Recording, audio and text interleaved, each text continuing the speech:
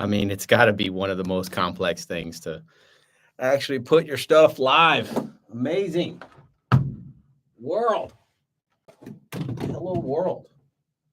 Hello, world. Good to see everybody. All right. We tried. Let's try it again. We tried. How we doing, guys? Good to see everyone. I remember many people are trying to view it. I don't know, but we're trying our hearts out. You know, that's all we can do. Good morning, folks. Well, I want to go ahead and thank everyone wherever you are out there. Welcome. This is the Charge Life Podcast. I'm Joseph Barletta, and this is where we discuss EVs and all things EV charging. So glad you could pull over and park with us today. So let's get plugged in. Look, today's episode is all about what Tesla's new BP and EG Group Supercharging deal means for EV charging. I think you're going to love this one. Before we begin today's episode, it's brought to you by Smart Charge America. And, we install electric car charging stations. We're pretty good at it. So there you go. All right. So thinking about this deal that Tesla made, this is like almost it's historic. And the reason why it's historic is it's kind of like several components here. And I try to break it down into a couple of different elements here that I wanted to share with you. But just the overall notion that Tesla is actually willing to sell their supercharging stations now, that has never been done before. And for the first time, it opens up a different revenue stream for their charging division, which is wildly imaginative and hopefully going to be super successful. So rather than just installing, now Tesla, like I said, is selling their supercharging stations, which will create a massive revenue stream for the energy sector. So we're super pumped on that end. Tesla's never sold their superchargers before, ever. And I believe they've installed about 5,000 of these supercharging sites across the U.S. Or across the world. And for the first time, we're actually seeing that they're going to go ahead and sell. Now, the BP deal, I believe, they didn't say approximately how many, but they basically just valued the sales contract at about $100 million. And of course, the newest EG Group posting basically summarizes that they're gonna purchase somewhere around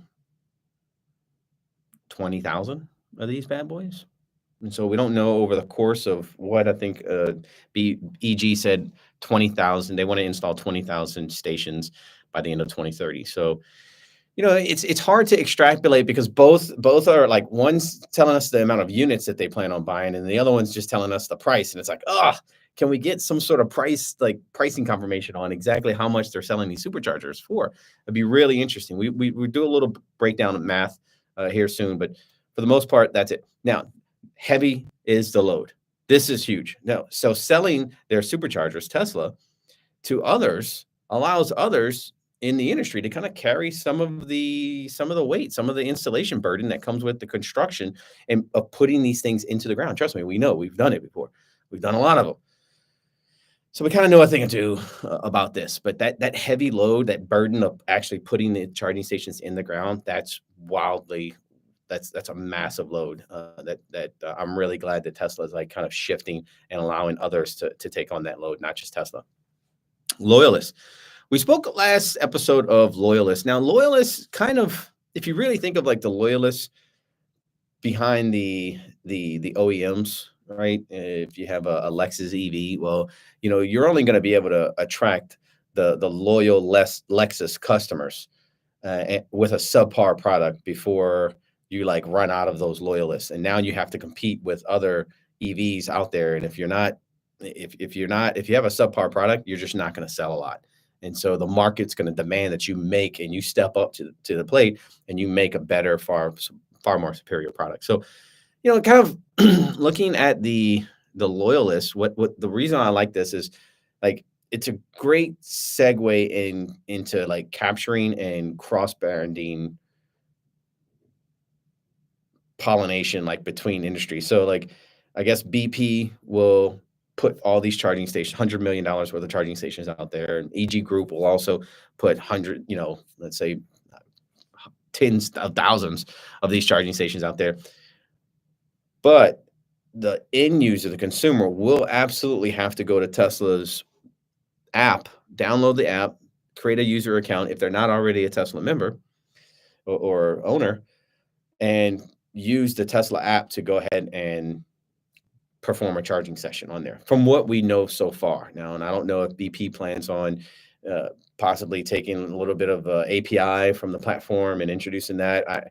I don't really think, and these are big heavy hitters. These are multi-billion-dollar companies out here that are, you know, fueling stations and convenience store station services. So I would say that they would be able to easily integrate an app with that, but for now, we can only anticipate that the end user will still have to download the Tesla app, so forth and so on. So regardless of the branding that's on these stations, they will have to download that in order to have access to it. So yeah, I mean that's you know subliminally wise, it could be a kind of a recruiting tactic that Tesla has from within. You know, kind of with moving everyone to the NACS standard, that's great. But if you still have to download the Tesla app, it's like, you imagine a Volkswagen or Mercedes or Lexus, you know, or an Audi customer having to download the Tesla app because they have the greatest, you know, infrastructure out there in the world. So it's pretty amazing.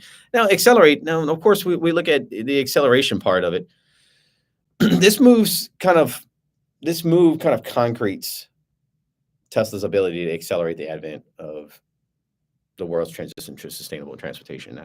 It does accelerate it. It allows others to also put these charging stations in. So that way, if you look at the total number of charging stations that Tesla's putting in the ground, they can't do it all by themselves. They've been doing it all by themselves for over the past, you know, 12, 13 years. They simply, they have the ability, they have the infrastructure, they have the massive numbers now to be able to unload and unlock that to others, to allow others to have that. So if you look at cheaper, okay, here's the interesting thing. Do a little backdoor math. Those units, the Tesla charging station units themselves, they are but a fraction of the cost and outperform other DC fast charging systems because of, you know, the DC links and of course the power electronics that they put in those, basically puts the rest of the competition to shame. But if you look at the reporting done at Investor Day, Tesla reported 70% cheaper on the full cost of the installation product when compared to industry average. 70% cheaper. So kind of did the little back paper, you know, kind of napkin math here. And what we noticed was, let's just take 250 kW. We're not talking about version 4, which are the newest, latest and greatest. We're just talking about 250 kW. Let's take that into consideration. Okay, so with the 250 kW, if you look at, from what we know, on average, to install 250 kW at a site with 10 charging stations, okay, this is like industry average, 10 charging stations, you're probably going to look at around $200,000. Let's say $200,000 per station at a 10 charging station site. So I'm using 10 because if you look at all the Tesla charging stations, yeah, they have some that are 80, some that are 3, but a majority of them are averaging around 9.5, which is about 10 stalls per charging site. So let's take Tesla's charging site setup. Let's say 10. You know, and of course, we know that with their prefabricated units, it's generally like 8 or 12 or 16. But for world average purposes, we're just going to go with 10. So industry average, it's going to run you about $175,000 per port at a 10 station site, industry average. So that's $1.75 million. Okay. That includes everything: the charger, the installation, the utility transformer, the civil work, the electrical work, conduit, wire, labor, just everything. It doesn't include 5 years, 10 years worth of servicing the site, unfortunately. So let's just say they drop another 25 grand into a service contract on the site. So let's just make it a cool $2 million for a 10 station setup. If Tesla is in fact 70% cheaper, what that tells me is that it's virtually going to cost Tesla to be able to produce the same exact 10 units, say, in between $500,000 and $600,000. So it's generally given somewhere around 50 to 60 grand per port. Now you have to throw in installation, all of that stuff involved in that mix, and that's kind of a fixed cost. If you look at the cost of installation, wire, utility transformer permits, inspections, like all of that, it's kind of a fixed cost per unit. So no matter what you're going to, if you set up 4 or if you set up 10, it's probably going to be kind of similar costs with regards to like expansion for additional conduit and additional wiring and stuff like that. But once the labor is kind of already baked in, it's already baked in. So we're thinking at 70%, we know the costs on these DC fast charging stations, somewhere in the ballpark range of about 75,000 or so, a piece. And prices have been able to drop down, but we're talking 250 kW bad boys, not the 50 kW bad boys or the 150. This is 250 kW bad boys. So these are a lot more expensive. They get a lot more aggressive with their price point. So if you look at just those numbers in general, you can see at 70% cheaper price per port, these companies are able to install more charging stations for less dollars. Now, once they are able to do this and produce the math and show everyone like kind of the numbers, Tesla keeps those numbers kind of really kind of close to their hip. They give you percentages and they have charts and stuff like that, but they definitely keep them close to the hip. So we have no idea how much, like, for sale an actual supercharger unit is. We do know how they're constructed, but we do not know how much they cost. And so that's one of the things that we're really excited to kind of see if we can discover with the particulars of the program. So that being said, if you look at the faster, with Tesla's prefabricated installation setups on their supercharging platforms, it allows them to be able to put these into the ground faster, which, of course, if that's the case, it's also going to save you money on the installation side of things as well. So with that prefabricated setup, all the site construction guys have to do is just bring it here, boom, Tesla drops in, cranes it, boom, puts it in, plugs it in, everything's done. And that definitely speeds up the time. So when we talked about accelerating the advent of the moving, transitioning the world to sustainable energy, you can see that this acceleration by making it faster and having these prefabricated units. I don't know if all of them are going to be prefabricated, but we do know Tesla has that in their arsenal. So maybe BP or EG Group decides to, entertain a couple of those, and maybe they don't. We don't know.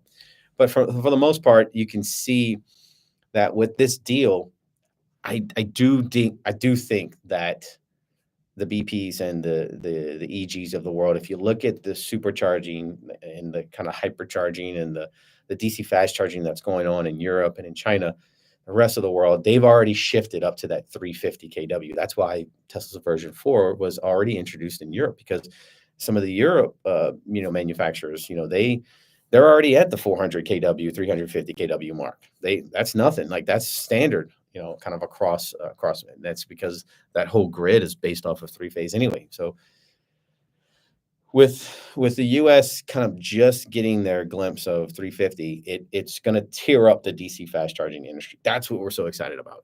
We've shifted from 150 to 250. Now we're going to 350, and 350 absolutely will be, mark my words, the next standard when it comes to DC fast charging.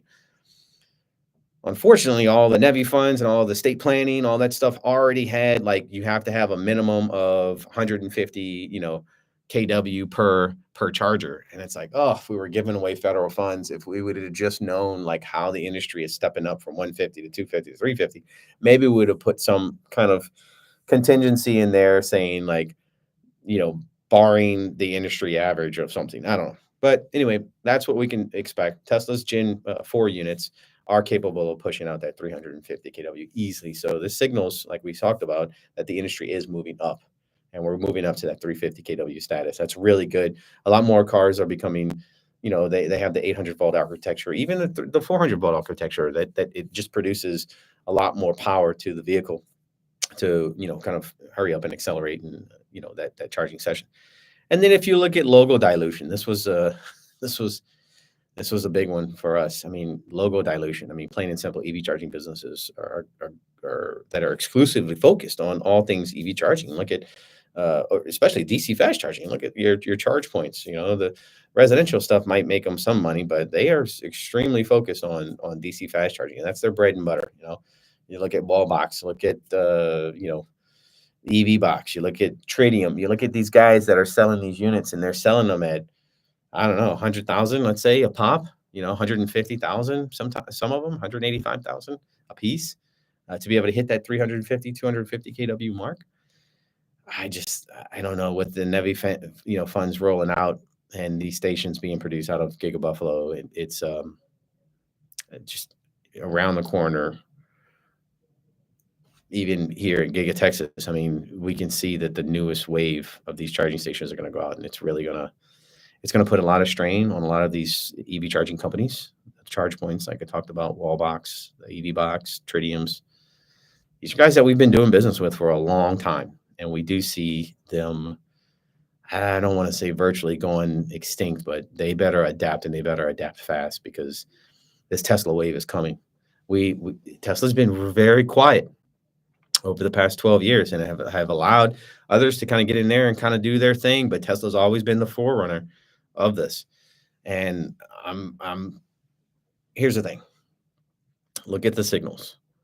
Tesla opened up these deals out of Europe. Tesla debuted their Gen 4 supercharger out in Europe first.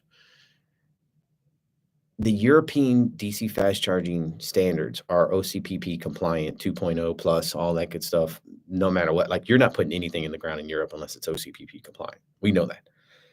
And so that tells me that out in Europe, that Tesla has possibly generated some sort of OCPP 2.0 or certification, and they're gunning for the North American market with that same certification. And when they do that, according to the NEVI funds and having the Magic Dock being able to transfer to CCS and or the NACS standard, it's a no-brainer. It's game over.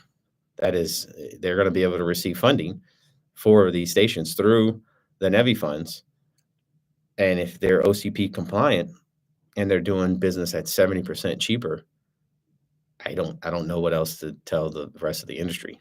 Like, it'll literally close doors looking at logo dilution across the industry. So it's only a matter of time, but here's the thing. If they get OCP 2.0 compliant with their superchargers, that means that their wall connectors, which are the level 2 stations and the home charging stations, so forth and so on, that means that they also will receive OCPP 2.0 compliance. And if they are OCPP 2.0 compliant, that means that virtually you're going to have, like, cost per station per port go from $4,000 a unit to $400 a unit, because I believe that's what Tesla's wall connector sells for right now. So that's an order of magnitude price difference. So on one hand, you have Tesla superchargers executing at 70% less installation costs per project, and then you have the ability from industry average to what Tesla can do at an order of magnitude cheaper cost-wise per unit. That is going to send crazy signals across the industry. And that is why we talk about logo dilution in this particular podcast. So that's it. We see it as one of the most prolific moves of this decade by Tesla. Other than opening up the NACS standard, I mean, this is huge for the charging station industry, and not necessarily for Tesla or for anything else, but we absolutely see it. We just can't wait to see implementation of someone else in North America putting these charging stations in. I mean, everything this company does, via Tesla, I mean, it moves and shifts the market, and the impact that it has on others are consistently being undervalued, and we see it firsthand, just kind of being in the game, so forth and so on. So look, I wanted to thank everyone, our audience members, our listeners and subscribers. Thank you for your time. Look, we can't do this without you. We know that. We're better for it. I'm better for it. And so go ahead and click the thumbs up icon if you think we deserve it. Share, comment, subscribe to our channel. And, again, thanks for charging up with us today. Keep in mind, you can always find us at smartchargeamerica.com. And remember, folks, if you can't charge, you can't drive. We'll see you next time. Cheers.